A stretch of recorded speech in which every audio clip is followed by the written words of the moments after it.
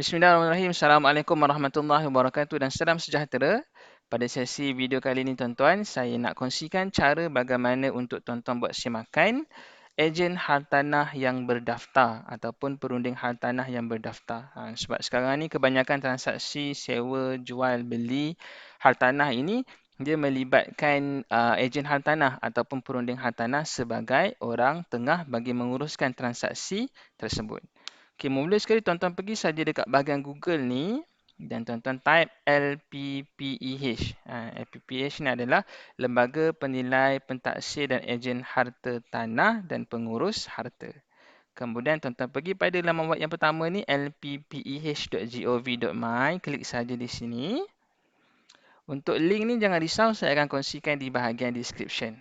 Okey, kemudian tuan-tuan pergi pada bahagian search di sini, tekan. Ada 3 pilihan, tuan-tuan boleh search by firm, search for member dan search for negotiator. Dan untuk kali ni, tuan-tuan nak check ejen hartanah ataupun perunding hartanah yang berdaftar, tuan-tuan pilih pada bahagian yang ketiga ni, search for negotiator ataupun dikenali sebagai perunding hartanah. Okey, di sini ada beberapa pilihan yang tuan-tuan boleh search. Sama ada kalau ada RAN number boleh tekan di sini ataupun letak di sini. Kalau ada nama di sini, IC di sini, pasport, mobile number, tuan-tuan boleh buat semakan. Mana-mana satu pun tak ada masalah. Sebagai contohnya kalau tuan-tuan ada nama dia kan, dia perkenalkan diri dia sebagai contohnya nama Umar bin Abdul Aziz. Ada ke Umar bin Abdul Aziz ni perunding hartanah ke? Jadi tuan-tuan boleh buka di laman web ini dan tuan-tuan boleh search di bahagian nama di sini. Dan scroll down di bawah dan tekan bahagian search. Okey. Umar bin Abdul Aziz ni, kalau tengok di atas ni, listing of active negotiator and LPPH ada satu result sahaja. Maksudnya, Umar bin Abdul Aziz ni ada satu sahaja Umar bin Abdul Aziz dalam perunding hartanah yang berdaftar. Okey, di atas ni nombor RAN dia. Di bawah ni namanya Umar bin Abdul Aziz. Ni adalah IQI Realty 19 ni adalah nama company dia ataupun firma dia. Ini adalah nombor telefon dia dan ini adalah license expiry date ataupun tempoh expired dia, lesen tu. Dia akan expired pada Disember 2021. Untuk lesen ni dia hanya bertahan selama setahun saja dan dia perlu renew setiap tahun. Ataupun kalau tuan-tuan nak search by RAN number di sini, boleh saja tekan di sini. Sama juga prosesnya, search for negotiator, type di sini dan paste RAN 46885 ni dan scroll down di bawah dan tekan di bahagian search di sini. Okey, kita dapat result yang sama lah sebab kita search benda yang sama. Ni adalah gambar RAN yang Umar ni lah. Kalau tuan-tuan buat semakan, tuan-tuan double check betul ke gambar RAN ni sama dengan nombor ejen yang tuan-tuan contact ataupun ejen tu contact tuan-tuan. Okey, kemudian saya nak share secara ringkas kenapa tuan-tuan perlu melantik ejen hartanah untuk menjual atau menyewakan hartanah tuan-tuan. Ini adalah penulisan daripada Safwan Saleh, ejen hartanah Kelantan dan Terengganu. Beliau menulis 7 sebab kenapa anda perlu melantik ejen hartanah untuk menjual atau menyewa rumah anda. Okay, yang pertama, ejen hartanah merupakan satu bidang profesional. Okay, bidang ni adalah bidang yang sah, bidang yang diperakui dan bahkan ejen hartanah yang berdaftar ini mereka ada rules and regulation, ada peraturan dan juga ada code of ethics, ada etika yang mereka perlu patuhi. Sembarang pelanggaran mereka akan dikenakan tindakan. Okey, yang kedua, jimat masa. Jimat masa ni maksudnya kalau tuan-tuan menggunakan khidmat ejen hartanah untuk menjual ataupun menyewa rumah tuan-tuan, mereka akan marketingkan rumah tuan-tuan. Mereka akan marketingkan. Mereka akan menggunakan kaedah-kaedah yang biasa mereka lakukan untuk menjual hartanah-hartanah yang sebelum ini. Dan sekiranya ejen hartanah yang tuan-tuan lantik untuk menjual rumah tuan-tuan untuk ejen yang baru, jangan risau. Sebab agensi-agensi mereka telah menyediakan training atau pelatihan untuk mereka membuat marketing tersebut.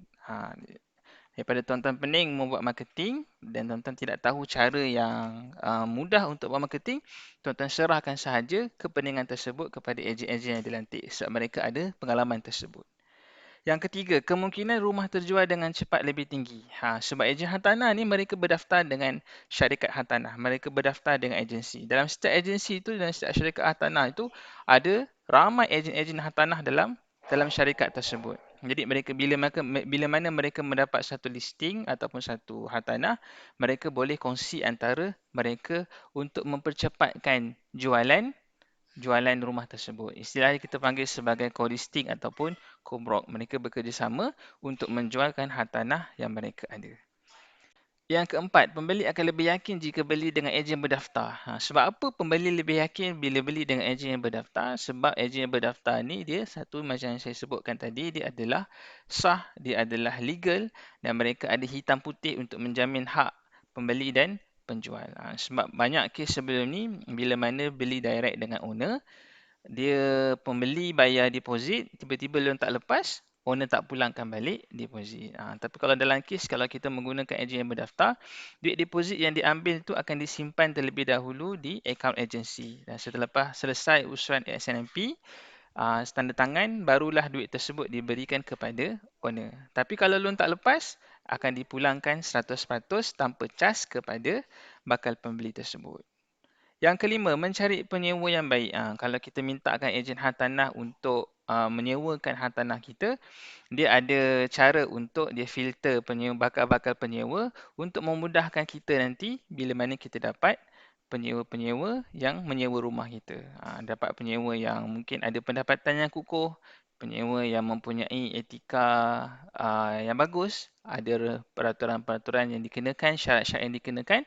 Ini tuan-tuan boleh menggunakan ejen hartanah. Tak adalah tuan-tuan pening kepala nanti bila tuan-tuan menyewakan rumah tuan-tuan kepada penyewa yang baru. Yang keenam, anda boleh minta servis tambahan daripada mereka. Untuk ejen-ejen hartanah ni, mereka juga ada juga link untuk menawarkan khidmat yang selain daripada penjualan ataupun penyewaan hartanah anda. Nak hirekan tukang cuci ke, nak tukang repair, ataupun nak potong rumput pun, kita boleh tolong adjustkan. Ataupun kalau tuan-tuan nak buat semua, nak serahkan kepada ejen hartanah pun, mungkin tuan-tuan boleh selotok dengan dia dan mungkin dia boleh uruskan semuanya. Yang ketujuh, yang terakhir, ejen hartanah adalah pihak yang neutral. Maksudnya dia tidak bias kepada sama ada penjual ataupun pembeli. Sebab tu peranan ataupun fungsi ejen hartanah untuk menjamin hak pembeli dan juga penjual. Pernah terjadi sebelum ni, banyak kes bila dah sign SMP, tiba-tiba salah satu pihak tak nak teruskan. Ini peranan ejen hartanah untuk menguruskan hal-hal yang sebegini. Dia tak adalah tuan-tuan pening kepala. Sekarang itu saja yang saya dapat kongsikan kali ini. Semoga bermanfaat dan jangan lupa klik button like, subscribe dan share. Semoga lebih ramai orang di luar sana yang mendapat manfaat. Assalamualaikum warahmatullahi wabarakatuh dan salam sejahtera.